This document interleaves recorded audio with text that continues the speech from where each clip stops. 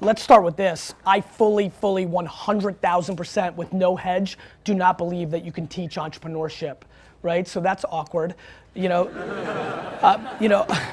What I mean by that is that, it's crazy for me that word is now considered like cool and good. Like when I was your age, 20 years ago, entrepreneur meant that you were a fucking loser that was figuring it out, right? So watching what's happening to the world right now, where this has become a hot topic, is interesting to me, and like I'm super pumped that people now value that in a different way than they did the way. I mean, I grew up a DNF student, right? And the reason I grew up a DNF student was I was unable to sit in a room like this and listen to whoever was sitting up here because all I wanted to do was sell shit, right? And so that's all I've ever known. I've had no other gear. Somewhere around 4th grade when I got an F on a science test, I literally like that day was like, yeah, that makes sense to me because I don't give a fuck about Saturn, right? like I don't, that's not who I am. And so I think if there was anything I could do, that would be awesome for you guys to make the most money I could make, I would create a test or a drug that allowed people to become self-aware. I think the number one thing that I could tell you, because I'm desperate to bring value since I'm here, is I think everybody lies to themselves. And I think all of you want certain things to be happening with you. You want yourself to be something. And I think what you need to do more of, and if I can give you, clearly I'm coming out the gate with my best piece of advice. I really do think, you have to audit who you actually are. I think that America as a society has done a really good job in selling us how to fix the things that we naturally aren't. And there's a lot of money being made on us forming into something we can't be. And I, either through massive ego and bravado, complete ignorance, I don't know what it was early on in my life, maybe the outrageous level of self-esteem that my mom instilled in me, I was able to quickly, very, very early on, and let me take it back because a lot of you don't know, I was born in Belarus in the former Soviet Union. And so I came here when I was 3 and we were super poor. I lived in a studio apartment. I know what it tastes like to walk 5 miles to Kmart, buy toilet paper, come home, and then sit there for an hour and split the toilet paper to get efficiency.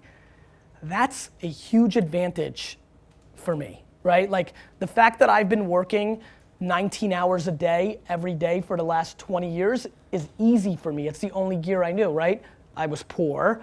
I sucked shit at school. It was the only gear I had, right? So like I sit here with enormous disrespect and with enormous assumptions around all of you that you're just too soft to beat me, right? That I think that you've had it better and that alone doesn't allow you to beat me. And that's how I think of entrepreneurship in a very rugged, very raw, much dirtier way. I've been investing for about 7 years. The first 3 things I invested in 2007, after I built my wine business and I realized this internet thing was gonna be big, right, was Facebook, Twitter, and Tumblr, right?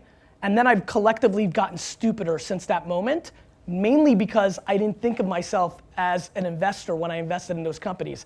I just thought that Ev Williams, Zucks, and David Karp were really fucking smart and were gonna win, right? And so like when I think about Uber, like Travis is one of my best buddies, like now he has a lot of press and I'm sure a lot of you know who he is.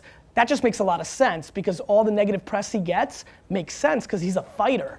But he was the only CEO of that company because Uber's had to fight City Hall for the last 4 years. It's hard to fight the mafia that owns the taxi service in Vegas. That takes, like I can't do that. Like I'm too not confrontational, right? So I think that the number one thing that you can do, I'm desperately competitive and want to be the person that brings the most value to you out of all these talks. Like I secretly sit here and say, oh, they're gonna get all these people that they've heard of, but I'm gonna be the one that tells them something that actually fucking matters. And that one thing is, you need to bet on your strengths and don't give a fuck about what you suck at. You're gonna, way too many people in this room are gonna spend the next 30, 40 years of their lives trying to check the boxes of the things that they're not as good at, and that you're gonna waste a fuckload of time and lose. I highly recommend auditing yourself, or if you have no fucking empathy or EQ or self-awareness, then find somebody in your family or friendship that does and let them tell you who you are. And once you believe that, either for yourself or someone else told you, go directly all chips all into that, because that is the only possible way, in my opinion, watching from the outside, that is, let me rephrase, that is a very highly likely way of over-indexing, because the truth is, if you want to be an anomaly, you've got to act like one. You know, like, and so that's it. That's what I got. So thanks for having me. I think that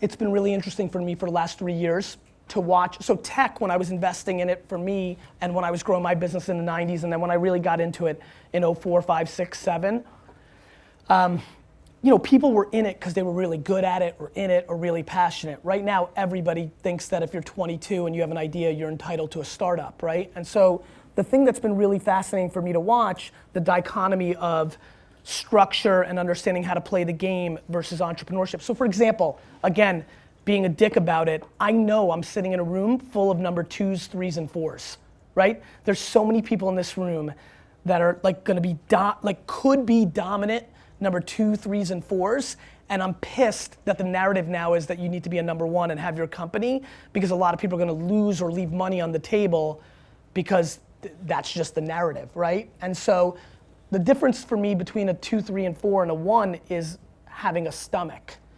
And so one of the things that we've seen a lot of, because Zucks went to Harvard and like literally being East Coast bound, like watching all these kids that are going to Ivy League schools, including Stanford, so mixing the whole mix. Just like, actually everybody's a better student than I was, so I'll just call it everybody. But watching the elite top 3%, so many of those players, guys and gals, have come into the game in the last 24, 36 months and have lived a narrative where things have been good, right? Like, you know, again, I'm using a lot of prejudice. I default into thinking that like you guys were way more capable than me than figuring out how to map yourselves to go through the school system. Like you understood that game. Like very honestly, like it's cool to be like, oh, fuck school and I sucked and then I was a great entrepreneur, but like it would have been cool to have figured it out. Like I would have been fine getting C's and B's, right? Like that would have been interesting. Then, you know, then I would have had a better life. Like college would have been more fun. I wouldn't have went to Mount Ida College where 7 of my 8 core friends fucking went to jail, right? So, you know, if you want to keep it real. You know, but I just couldn't. And I think that that's what I'm seeing the reverse of right now, which is on the flip side, being an entrepreneur and really running a successful company, here's the problem. There isn't just like one teacher who fucking decides and you figured out how to map him or the syllabus or whatever the fuck you guys do to figure out what you needed. The problem is when you have a startup or a business, you're playing to the market. And the market doesn't give a fuck who your parents were or how you rolled or what happened before. The market just cares about the market. And so I think that what's been really interesting for me to observe and I would say is something for you guys to think about is, again, you're gonna wanna think in a certain way versus what may be the reality, or you might underestimate yourself, it just depends on your DNA.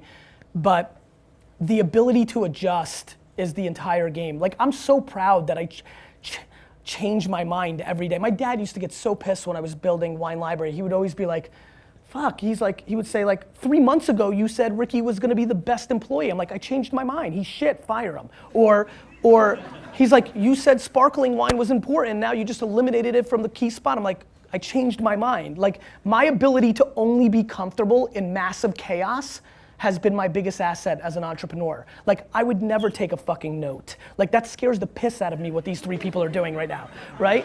And so, now, that may work for them, and I'm not, like, back to the opening statement, like, you need to do you. Like, plenty of people that make a fuckload more money than me and have won bigger take fucking notes. The key is way too many people are doing, like, here's a good one. You know what really pissed me the fuck off? I'm completely driven by like happiness and like I'm crippled by like chaos. Like, you know, VaynerMedia, which is now 500 people, update your shit.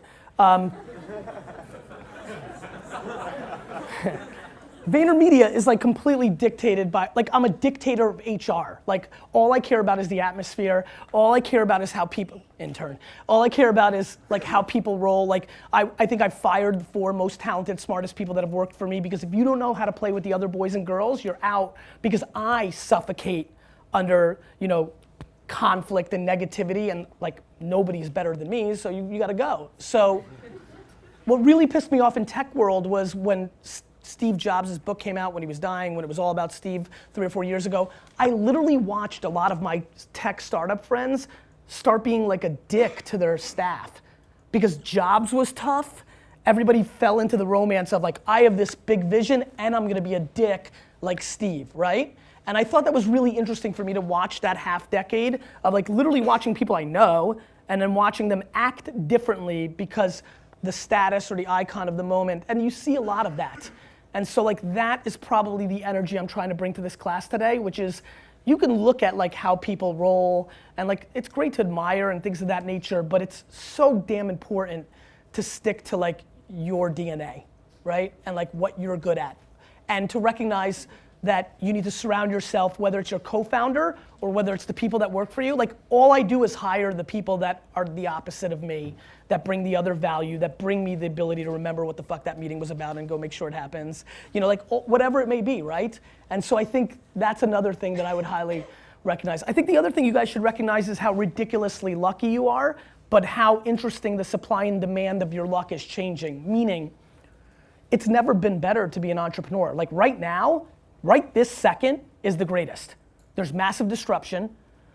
I promise you, because I spend a fuckload of time with everybody in corporate America, the big companies are so fucking slow and stupid, it's almost unbearable, right? So that's great for us if we don't have money and we've got time, right? And so that's great. And the cost of entry is easy. There's so many people that are envious of the lucky things that happened to me investing in like Uber and Birchbox and Twitter and all those things, that now everybody in their 30s to 60s that has any level of money is chasing any kid in a hoodie with an idea and giving them money to invest in their startup because everybody's looking for their exit, right? So on top of the fact that the internet is hitting maturity and every user's on a smartphone and blah, blah, blah, and we're at scale, on top of that, in parallel, there's a fuckload of dumb money chasing it and looking to give it to anybody they can, which is your opportunity. So we need to take advantage of that horse shit. And actually, if you think you're ready, you should literally start your company right now, because I'm sure it's important to finish this class and whatever, but tomorrow the market can collapse and you'll miss this opportunity. Literally right now, on a fucking half-ass idea, right? With like 2 or 3 connections from like your parents or professors or emailing me and I introduce you to somebody, you can literally raise $1 million on your horse shit idea. But we need to I want everybody to understand that. All it takes is something crazy, like a terrorist attack or some fucking bank full of shit breaking or like tomorrow, that can go away. And so like I think it's super important for everybody to understand that if you're itching, I think you should start tomorrow because the money's there and you're gonna need the money because this happens all the time. Like everybody that looked like you in 2008 and 9, they went and got jobs. Everybody that looked like you in 2002 and 3 after the first bubble, they went and got jobs. So if you're a true entrepreneur, if you're sitting here like, no, I'm entrepreneur, I'm not just in the class, you need to seriously concentrate on where we are at this exact moment in the market and recognize how fruitful it is for you, how much of an advantage you have, and you may want to seriously consider and take advantage of it because it could really go away in a second and then you've got to wait, like if it collapses tomorrow, if there's a bubble burst, you're gonna have to wait 3 to 5 years to get your shot. When bubbles burst, no fucking kid with an idea gets dick. Got it? That's a good one. I like that one. But that's what happens. So I think that's important. Timing's massively important. And so that's why I'm pushing that agenda. Bless you. I think the other thing to think about is I think that here's just some random shit, and then maybe we can go into Q&A.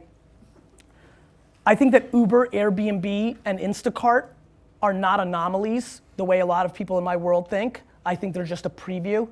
I think if everybody here understands that the #1 asset to everybody in the world is time, and if you can figure out how to buy and sell it back, that's a big coup. So I think the biggest reason I got excited about Uber years ago was I realized, holy shit, this isn't about transportation, this is about a company that sells me back time.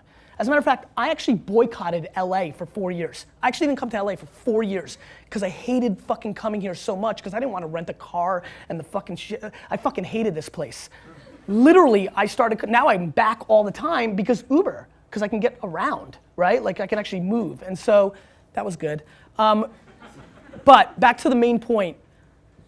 It's stunning for me to watch people's behavior. Literally, fundamentally, we care about the health of our loved ones, money, and then time. And I think if you really look at what Uber's doing, it's selling back time.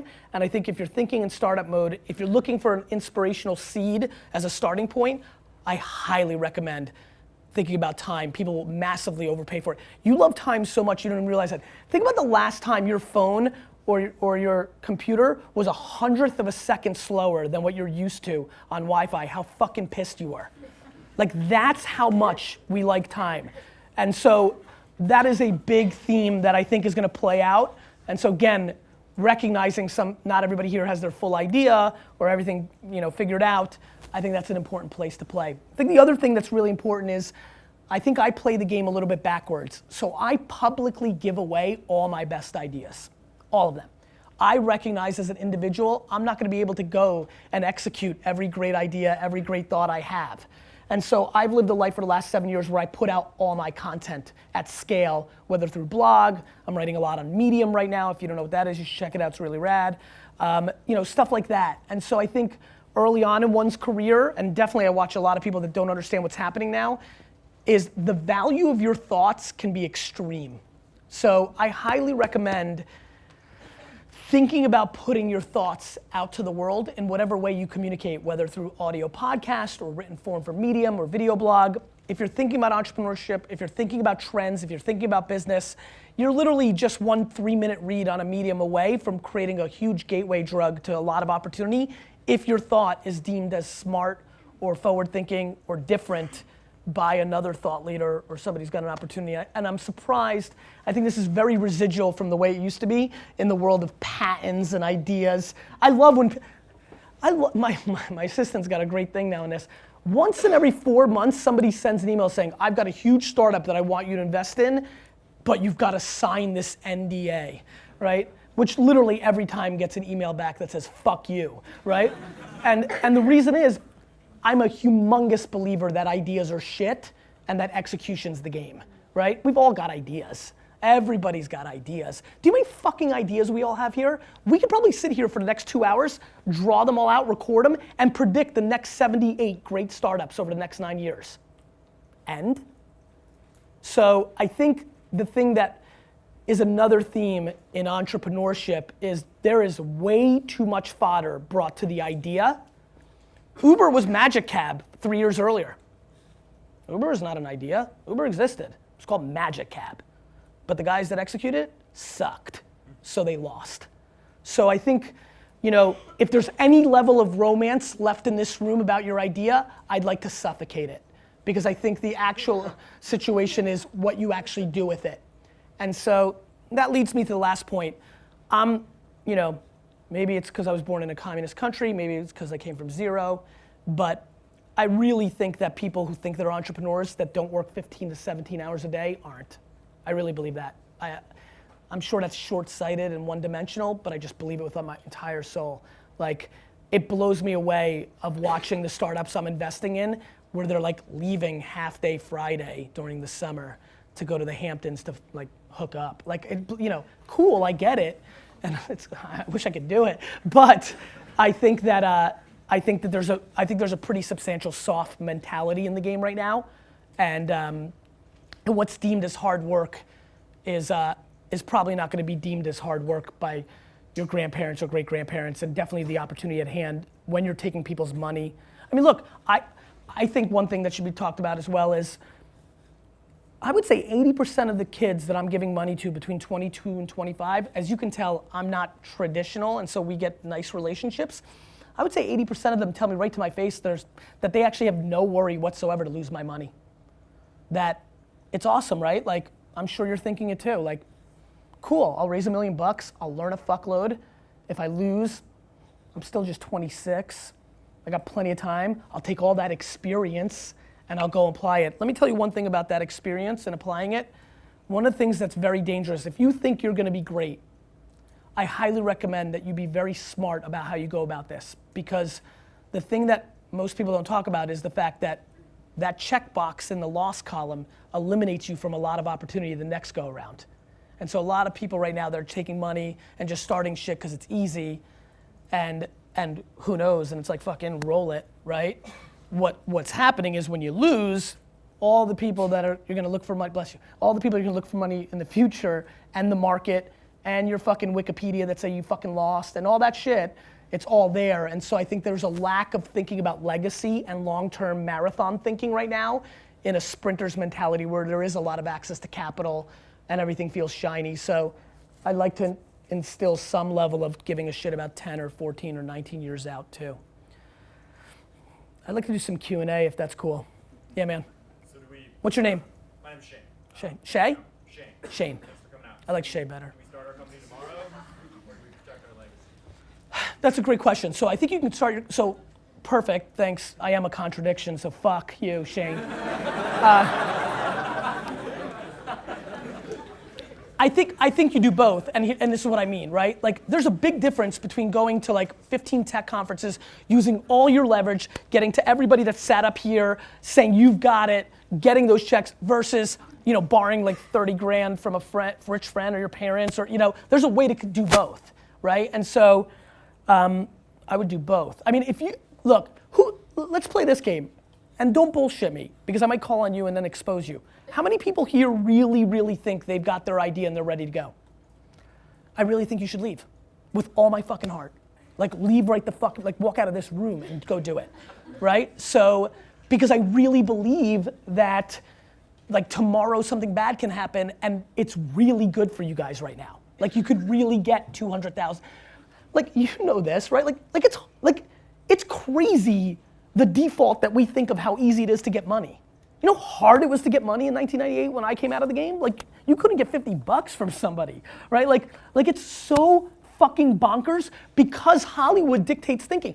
Guys, Zuck's fucking movie fucked with people's heads, and you're taking advantage of that. So I think that what happens is, and listen, this is me being a historian, I wasn't in the game for Web 1.0 bubble. I was in New Jersey building a wine store during Web 1.0 bubble, so I wasn't in those little Cosmo.com, Pet.com game. I was being practical with my $15,000 a year in marketing and building my business. I mean, all those guys and gals did the same thing. They fucking went out, they had the moment that you have right now, they fucking were worth $1 trillion on paper because everything went IPO back then, right? And then like April happened and everybody lost everything and they were all working for like Fox and like fucking the New York Times and like Condé Nast the next fucking day. And so, you know, one more time, who's got it? Who's got it right now? You need to really, really debate it. And like the only dynamic that I would even accept is like you love your parents so much and they're still so fucking old school that it would hurt their feelings. But other than that, there's literally no other excuse. Questions? Yes. My name is June. Thank you so June? much for coming. Yes, June, like the month. Mm-hmm. So, what did Zuck and all the other guys who came, like, what did they do, right? That you knew they were the smart ones. Well, they were the winners. the things with Tumblr, Twitter, and Facebook, they had all already won. Like, I love when people are like, he was such a forward thinker. I'm like, I'll take it, but fuck, they were already winning, right? Like, it was 2007, like Facebook was fucking huge, right? Like, Twitter, I just felt intuitive about Twitter, right? Like, coming from email marketing and like being a marketer and a salesman, I understood how building an audience, and then that audience, like email marketing was like you blasted people and they did shit, but like forwarding emails to your entire address book, that died by like 99, right? And so when Twitter came, thinking like I was gonna push something out and then people were like, oh, I'll pass that on. I was like, fuck, word of mouth, right? And like, so Twitter as a product spoke to me. It's why I've over-indexed on it. It's been my foundation. That was a little bit different. And then Ev, you know, who I bet on more than Jack, it was more Ev. And my whole theory on that was, well, he built Blogger and sold it to Google. Like he's already won once, right? And that was kind of a nice thing. It's fun to bet on somebody who's been able to see it through. Tumblr was interesting. Tumblr, so I'm a straight creeper, right? Like, so on the way here today at JFK, I literally like got to my gate, looked around, found like 4 13-year-old girls, literally sat behind them and watched everything they did, right? So by the way, real quick, if you ever hear that I go to jail, just know it was market research. And I did that today. And what did I watch? I watched them spend 99% of their time on Instagram, Yik Yak, and Snapchat, right? And so that's what happened with me in Tumblr in 2007. Like, it was a little different then. It was laptops. Phones are better. You look less creepy. I just started getting a sense that junior high kids were on Tumblr way more than anybody was talking about it. That was a good one for me because I'm New York based. Carp was in New York. Carp is super artist. I'm super businessman. So there was a nice yin and yang. I knew how to, by that point, I knew how to respect that fucking nerd shit and not scare them. And so, yeah, it just worked out, right? Like, I mean, this is how insane 2009 was. I joined Tumblr, and Tumblr on the dashboard put Gary Vee joins Tumblr on everybody's dashboard for a week. It was just a different world. I got in their Series B at 14 million. They already had users. Now, like, somebody farts an idea and gets 14 million pre-product. So it was a different market. Birchbox is probably the best one. Birchbox had 60 no's. I wrote the first check. How many people are familiar with Birchbox? Cool, so Birchbox, if you don't know, you should check it out. It's 2 Harvard HBS girls. They got like 60 no's. I remember sitting in that meeting and investing on the spot, and they were super pumped, and then they told me they got 60 no's, which was probably a smart strategic move. And I remember just leaving that meeting thinking like that was just straight sexism, right? Like that was the only thing I could wrap my head around, like that people just didn't want to invest in the girls. This, like, I couldn't understand, because the model was phenomenal. It's like, hey, here's our business model. We're gonna sell people makeup samples that we get for free, right? Like, and so, like, back to my first business of ripping people's flowers, ringing their doorbell and selling, it felt like that. I'm like, this is a good model, no overhead. And then I remember telling them, I'm like, look, if we can do customer acquisition at scale and get enough leverage, eventually makeup brands are gonna pay you to be in there. And that's what's happened with that company. So that one was more them. They were so sharp. I literally have never, like, you know, I'm acutely aware of like racism. Like, I got out of Russia by being Jewish, right? Like, my parents were super persecuted in the Soviet Union, and so I've always been hypersensitive to it. But that one was the most extreme case because they crushed and knew what they were doing, and it's great to watch that go out and actually become such a big company.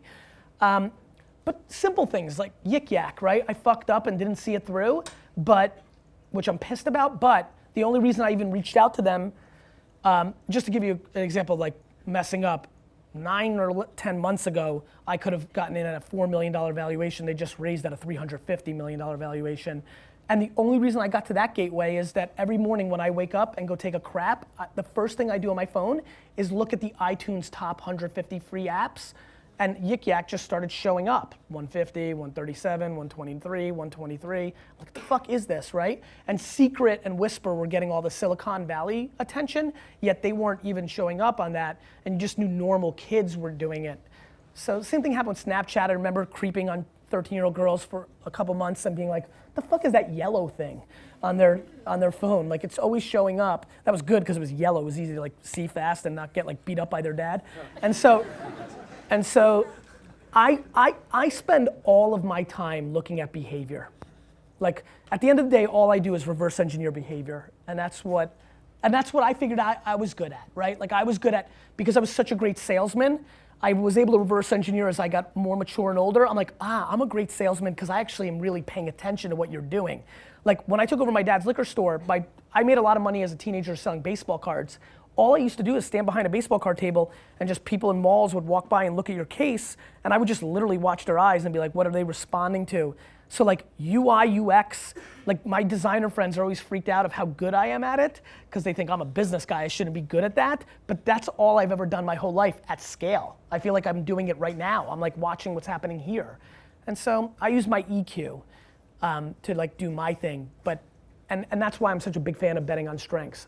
I think that's the unknown thing about Zucks. I mean, Zucks gets portrayed definitely in the movie and just in general, like, he's got crazy EQ. He like really understands people. Like, I think he's a really smart entrepreneur. Yes, what's your name? How are you? Good. What was your biggest regret out of all of your businesses? Like, you know, obviously, like, you don't seem really regretful. Yeah. Yeah, you know, regrets are interesting for me. Like, I'm sure, look, I have a ton of them, right?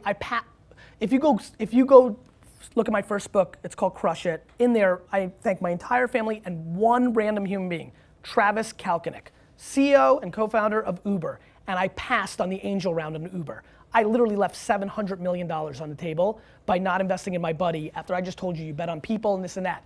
It happens, right? So I have plenty of things to regret, right? I regret the fact that and look, don't cry for me. I'm gonna make $200 million because I gotta get in the next round. But,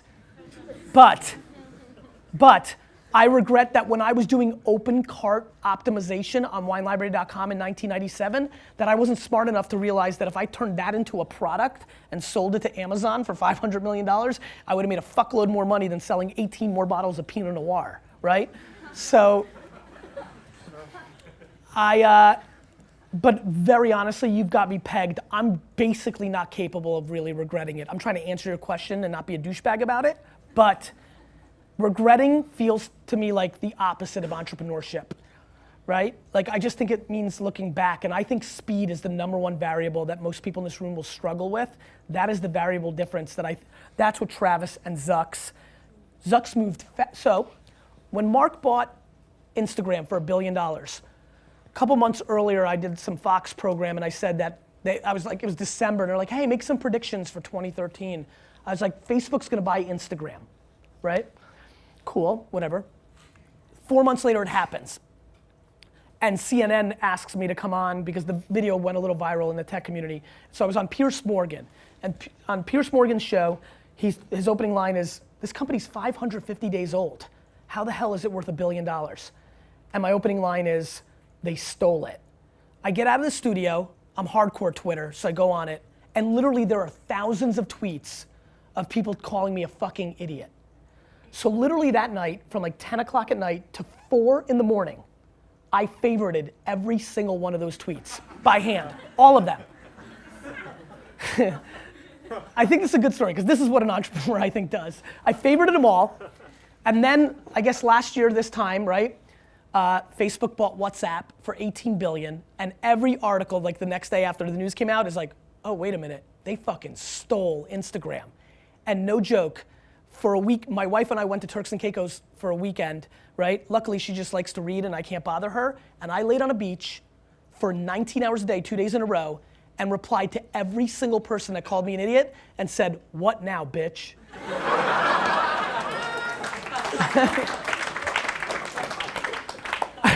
I really think I just wanted to get that in and humble brag, but I don't remember why I said that. Oh, why I said it. So Zucks offered $3 billion for Snapchat. And a lot of people didn't, like that seemed insane. But like, I don't think anybody thinks that's insane anymore, right? And so what he's really smart is he understands the gateway drug is important to him because the 15-year-old girl right now in America is not going to be a Facebook user. And so he needs to keep having the next one, right? And luckily he's got the right one right now with Instagram, but every day that Snapchat becomes the next one, he needs to figure that out. But I think he sees it. And so like, it takes that vision.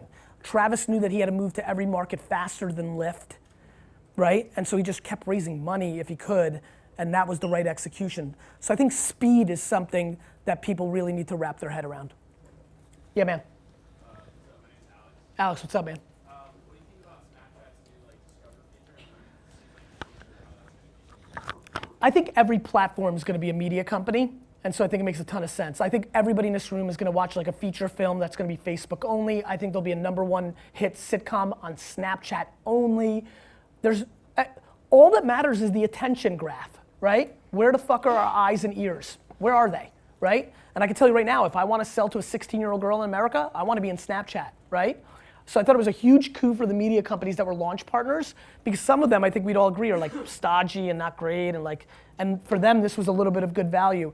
I think it was a really smart move by Snapchat because I really live in this world. A lot of the big advertisers look at them as too young. You only have 13-year-olds. So this kind of like grew them up. I think Emily White is a really interesting executive for a lot of people in this room. I think she's super inspirational, boys and girls in this room. Like Emily White, if you don't know her, Google, Facebook, Instagram, and now the COO of Snapchat. I think she's a beast. And I think it was a really smart play because it instantly made them more mature, right? Like I've been fucking yelling about Snapchat for like 2 years. Finally, when that happened, I got like 9,000 emails from like old fucking white dudes saying, oh. I was like, yeah, dick. You know, like oh. You know, like hundreds of millions of people's attention fucking matters. Like, do I have to, what pisses me off where you're seeing them getting a little pissed is Facebook just went through this. It's not like we're going, like the first time makes sense, right? Like it never happened before, but like Facebook was only college kids. Now it's your fucking grandmother. Like that's what happens. And so like that will continue, like the fastest growth on Instagram right now is 40 to 50-year-old women. The fastest growing sector of people taking selfies, fastest growing, so it's a smaller base, but it's still volume. Fastest growth of selfies taken on Instagram are 40 to 45-year-old women. Like straight up fucking cougar selfies.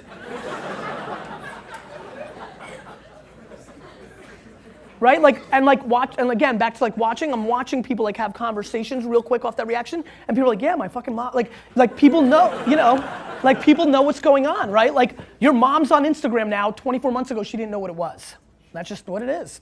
That's just what's always gonna happen. Because what's happening is we're living through the ageification, like the downward ageification of society. The number one thing I love right now is that the average 42-year-old American woman, in her behavior, the clothes she buys, what she does, how she hangs out with her friends, is acting like the average 29-year-old woman only 10 years ago. Like, nobody wants to be old. I'm 39. Like, I shouldn't be like dressed like, you know what the 39-year-old version of me looked like 15 years ago? Like, nobody wants to get old. Like, it sucks. And there's a flip side to it. Whereas only 10 years ago, a 15-year-old would look up to their 18-year-old sibling and listen to the same music and all that. That's why you're seeing Snapchat and Yik Yak and other things. There's a fragmentation even within generations. Like they want their own fucking thing. And in a much shorter period of time, like it used to be more like 7 to 10 years. Now you're like seeing 3 years is okay, but like after that, like there's a lot of people in here that like their high school siblings that are younger than them don't want to fuck with the things that they fuck with. And so it's interesting what's going on with the psychology of generations and people, the youthification of our society. Thanks so much. This is awesome. Thanks, brother. So you talked about kind of how great a time this is to start a company. Yeah. And all that stuff. You also talked about kind of the problems with failing, especially early. Only failing back, and it was a great question. I want to make sure, like I don't want to stop anybody because they don't want to fail. I just want to say this. There's a shitload of audacity in the market right now. Like, who gives a fuck? I'm gonna lose this money over the next 3 years, but it's gonna be good for me because I'm gonna have experience. I'm not gonna work a dick job. I'm gonna do what I want, and then I'll figure it out after the fact. I think failing's fine. Look, I have a couple people that have failed, and I'm gonna reinvest in their next idea. I just want to make sure that you think you're ready, and you're not just doing it because it's easy money right now. So if you think you're good, like I have a huge fail right now that I can't. I mean, I'm gonna invest in this kid the whole way. Because I've watched him fail, but I've seen all the great things he did. The market and his idea were off a little bit, but he's a fucking assassin. So I just want to, I wanted to clarify, and I'm glad you did that because I think you made it better. So, better, Sean? that being said, and like, Shane, sorry. you said ideas are shit, like whatever. But way to have his back, fucking United class. You were 20 years old right now. Yeah. What would you go do? I would do what I did, which was like not give a fuck about school and start prepping for my life. But that's what I did, right? It's not like, I'm not telling you like what is cool to say in a room of kids. I'm telling you what the fuck I did. Like go Google Mount Ida College. Like, did you do that? Okay, I thought you did it. So like, you know, like I had no other gear, right? So, but I truly feel I was 100% purebred entrepreneur. I truly believe that. And I truly believe that it's probably a high significant chance that nobody in this class is. And that's not bad. I promise you 90% and 85% and 80% can be dramatically more successful than me. I probably could have used a little 10 or 20% of other stuff that would have leveled me out. I was just fucking off the chart. Yeah, man. So you said you came from zero, graduated from Mount Ida College. Yep. Was there ever a point where you felt like you had to leverage what you had to do with what you wanted to survive, you know, making money at an hourly job before doing a startup on the side? Or My dad had a liquor store, right? And so that made it a little bit different. So I didn't, you know, I came from zero early on, but by the time my dad lived the American dream, so it'd be a falsity that I did it all by myself. It was a super small business. It was a $3 million revenue business with 10% gross margin. We made $300,000 before expenses. It wasn't a big business. But I knew at 14 that I was way better than my dad. right? And I was pumped because I was so thankful for what my dad did, because like we came here and had nothing, and then we had something, right? So I had this incredible family pride to come in and pay him back, right? And to walk into a family business that's doing 3 million and in 24 months be doing 12 million, and like I had to buy my own car, like at a garage sale, by the way, and then my brother, who's 11 years younger than me, got a Lexus. Like, I'm a little bitter, but like I'm super proud of that part. So I'm not sure, like I have a little bit of a different, like everybody, we all have our different, look, I used to be super disrespectful to rich kids, but now that they're all my friends, I now realize like, fuck, they've got it shitty too, right? Like I have a bunch of friends who are like fucking really struggling to try to navigate like that they didn't start on 3rd and a half base and are trying to do it their way. And so like, everybody's got their shit, right? But what I can tell you, when I think about entrepreneurship, I couldn't breathe. Like I couldn't breathe. All I could ever do was think about what I was gonna sell and what I was like, there was no, I mean, like I struggled to even give a fuck about girls, like in my late teenage years and in early 20s, and like that's just natural to like give a fuck, right? And I struggled to like get there because like I actually did better with girls than I deserved to, because I literally reverse engineered them, because if they would realize that I'd literally rather go to the mall and go to the dollar store and buy something for $1 and go to a flea market on Saturday and sell it for $3 than like hang out with them. So they liked me more because they were like, what the fuck, right? Like it actually gave me a good preview to a solid thesis later on, but it was like, that's how raw it was. And so that's what I look for. A lot of the people that I'm excited about, there's a startup that I'm an investor in called Lawn Starter. It's literally a SaaS play for fucking landscapers, right? But like I invested in a second because I'm like, oh, this fucker's like me, right? Like there was just nothing else. It was all blow pops in junior high. It was all like fucking whatever, right? Like whatever. Yeah, man. Seriously? Fuck, okay. I'll come back. What's your name, man? Johnny. So as an investor, Yeah. what exactly do you look for? Who the kid comes up to you, shows you their shit, what catches your eye? I probably invest 80% of the time if I'm investing, I fully am bought into the jockey and I believe enough in their horse, right? Like you can show me a hustler that like me and he's like, I'm gonna fucking sell pillows that fucking go in the, like I'm gonna fuck you, right? Like no matter how much I love you, right? But I'm oftentimes very romanced by the idea, but don't believe the kids can execute it. And so it's a mix, but here's my strategy. If I think you've got the chops, I may still write a small check just to get into your ecosystem, double check you, and try to make sure I get on the 2nd, 3rd, and 4th once you mature out and maybe actually have a good idea.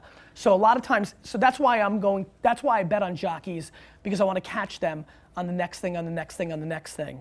And you know, when somebody writes you that first check, you know, look, some people aren't gonna stay loyal, something could happen, but like, I win that game. I have good stickiness by like being a good dude and by like betting on someone. And so that's a little bit of my strategy for me. 6:51. Cool, guys, thanks so much for having me. Oh, well, I'm leaving. You gotta head out, I know you gotta. Yeah, I know you got the rest of the class. No, Oh. but we're not done with you either. This is, I mean, have we ever squeezed 45 minutes of stuff you can use for the rest of your life? This has been remarkable, really remarkable. Now this guy talks a lot of places. You've seen him online, you've seen his What are you talking about? None of these fuckers even knew who I was. They gotta read their email. But because it's been a while, we've been wanting to get him here for a couple of years, and one of our common friends sort of made the connection to happen. So we don't know when he's gonna come back, but I saw everyone writing. I know what you picked up. So let's give him a little bit of something to think about. 5 years from now, and maybe 5 minutes from now, what are you not going to forget about this talk that Gary can take with him? You guys ready? Oh, this is cool. I like Bet on this. your strengths and forget about what you suck at. Go all in on your strengths. Don't give a fuck about your weaknesses. Oh my God. Understand the gateway drug. Time, execution, and behavior. Ideas are shit, execution is the game. Ability to adjust. Go. Sell back people's time. Speak up. If you want to be an anomaly, you have to act like it. Value of thoughts are extreme. Speed is key. You need to do you. If you're itching, start tomorrow. You gotta be hungry. Audit yourself. Up top. Audit who you are. Reverse engineer women. Keep going. I like that Johnny Damon type character in the left corner. Who's over on the other side? Go. Bet on the jockey, not the horse. Go. Ability to adjust. Cougars take selfies. Last one, right there. People with massive, they pay 4 times. One more. Anyone else? Here you go. Bet on your strengths. Don't give a fuck about your weaknesses.